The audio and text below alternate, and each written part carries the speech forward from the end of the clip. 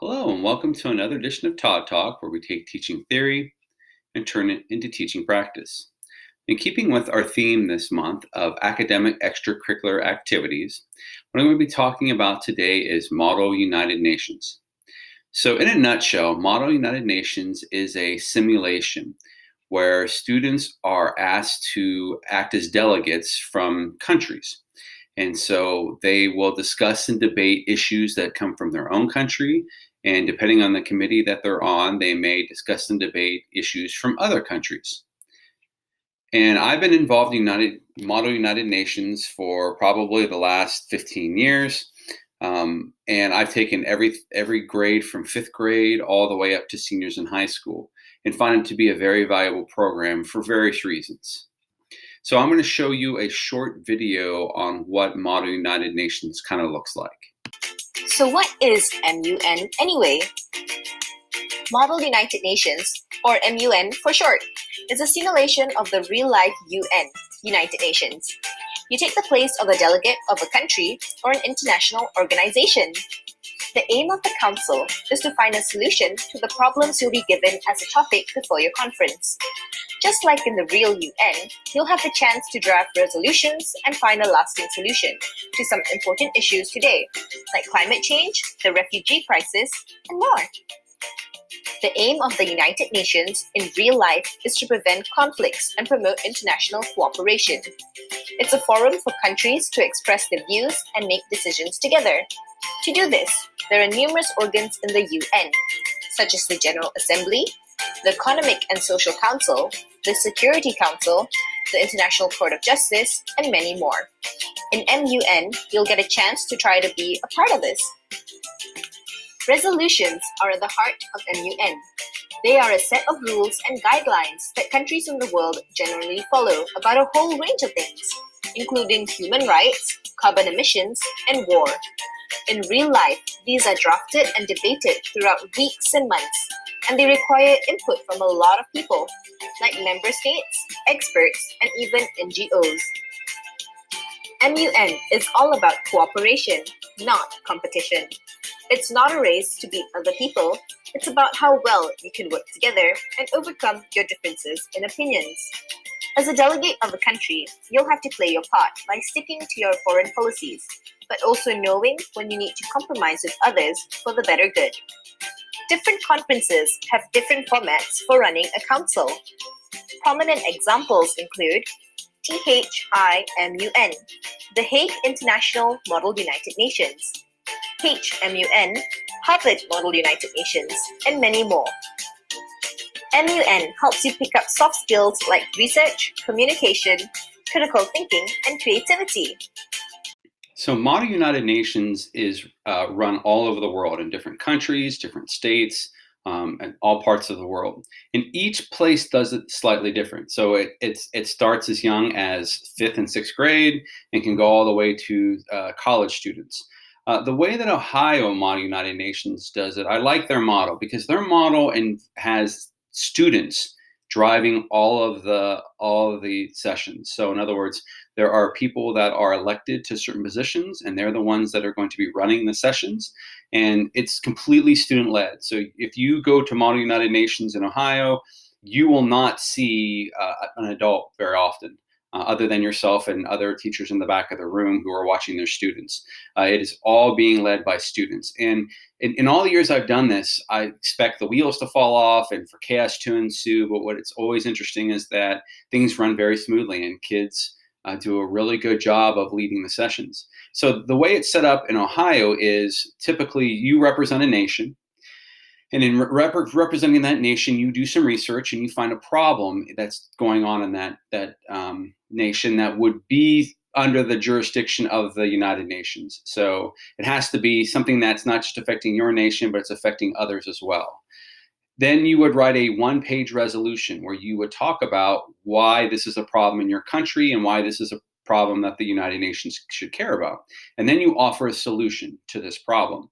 So For example, let's say that one of the common ones that you get all the time is the hunger, which happens in a lot of different countries. And so you would lay out statistically what hunger looks like in your country, what problems it's causing, how hunger affects the world, and then you would come up with a solution to try to solve that problem.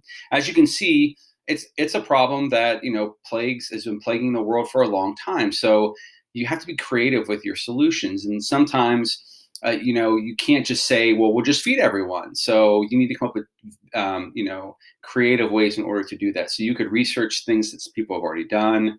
But the thing I really like about Model United Nations is that students are having to find really difficult solutions to really difficult problems. And there's not just one solution, or there's not a solution any solution that's going to solve that problem. But you have to come up with a way to do that.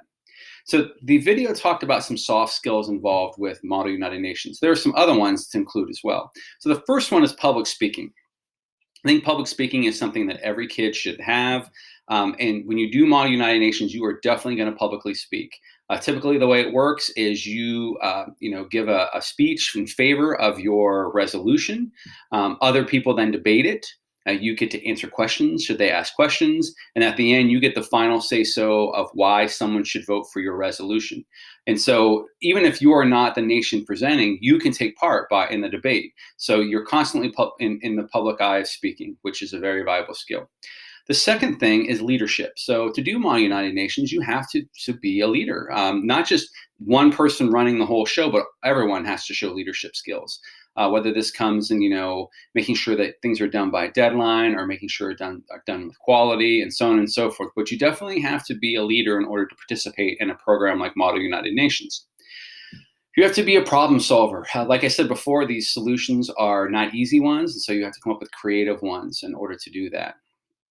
It creates a global awareness. As a social studies teacher for many years, one of the biggest problems I had was getting students to see the big picture of the world around them rather than just the 5 feet in front of them. And so Model United Nations makes people aware of problems in other countries and how they are trying to combat these problems, and how the culture of these other countries sometimes can cause these problems, and how that it doesn't always work the way it works in the United States. And so I always hope my kids come back with some sort of global awareness that they have gotten from the conference. And then lastly is they have to be able to defend and debate. So you have to be persuasive in your arguments, which again is something that's really important, not just if you're going to be a lawyer, but just in life. If you are going to try to persuade someone to do something that you would like, you have to have that skill in order to do that. And Model United Nations teaches you how to defend what your stance is. Public speaking is an important part of any Model United Nations simulation to convince the other delegates with your country's point of view. If you come to the conference prepared, you'll be eager to speak in committee and project confidence, because confidence is your biggest asset. What to carry for your speech tips? First tip, you have to look presentable. For the first impression is very important. You have to be strong about what you are saying so that the others will feel the same way too. You have to make sure that you are relaxed, keep yourself involved in the discussions happening in and out of the session room, and be sure to stick to your country's policy. Concentrate on the message. You have to keep the message clear, short, simple, and straightforward. Don't forget that practice makes perfect. Importance of speeches. When you give a good speech, that will be your key skill at Model United Nations event. Speeches are the most important way of convincing members of your committee to support your points of view and propose solutions. Those who speak frequently and articulately are most likely to steer the course of discussions in their favor. The most important thing is to seek and grab opportunities for speaking. As a beginner, make a greater number of small and successful speeches. Remember that practice makes perfect again, and this experience builds confidence, which is the key to effective speaking. So, what are the speech writing tips?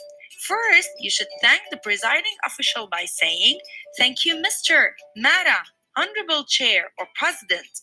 Begin by providing a brief history on the issue as it relates to your country. Speak about how the issue is currently affecting your country, and provide your country's position on the issue.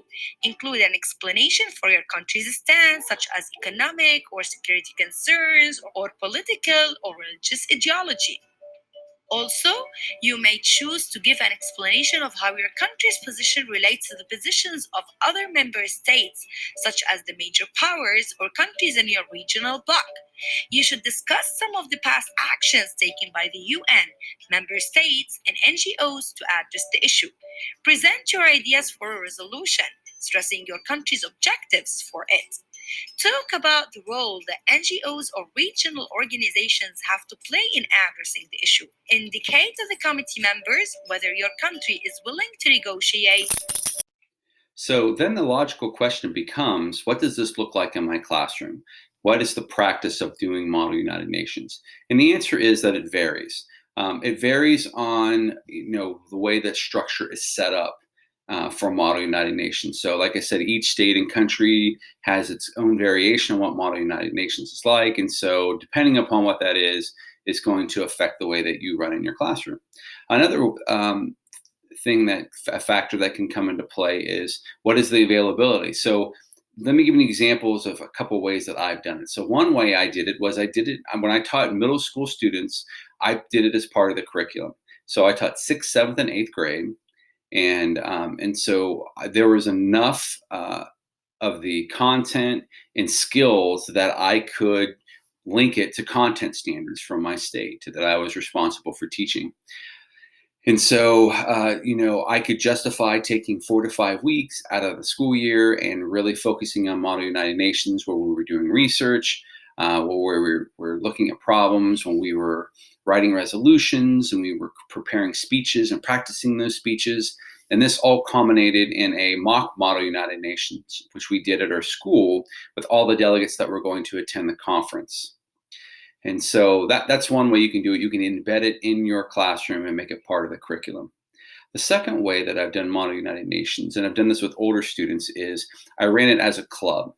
And I just did this because I couldn't find a teacher that was willing to teach it as part of their class, but I still wanted to offer to students. So I offered it as a club. And so students would then come meet with me once a week. And we would take a look at the research that they've discovered. How I would give them information on how to format their resolution, how to prepare their arguments, and then we would practice speeches and all those things. But most of the work in this case was done outside of club time. So the club time was just kind of establishing what the structure was, what the requirements were, what they needed to be doing. And then students worked on most of that stuff outside of class. And then through using Google Docs, I would look at their research. I would look at their resolutions as they wrote them, and then I would look at their speeches. And we would practice those in club time. But, most of the construction of the resolutions and the arguments that were made were done outside of class. So, I did it that way because it was what was necessary. And even within my state, there are different ways to do it. Some people, there's a Model United Nations class, and that's what they do all year is work on Model United Nations. There are other schools where the school district does not support Model United Nations, so parents have to run it as a club, but it's not even affiliated with the school. And so you have to be creative with the way that you're going to do it. But the method I find that is best is embedding it in my curriculum because I felt like I could really guide students and help them get real deep into what Model United Nations has to offer. So there's Model United Nations. Like I said, a very valuable program, and what I would recommend, and I'll leave a link here for the national Model United Nations. But I would also look at your state affiliate and how they run Model United Nations.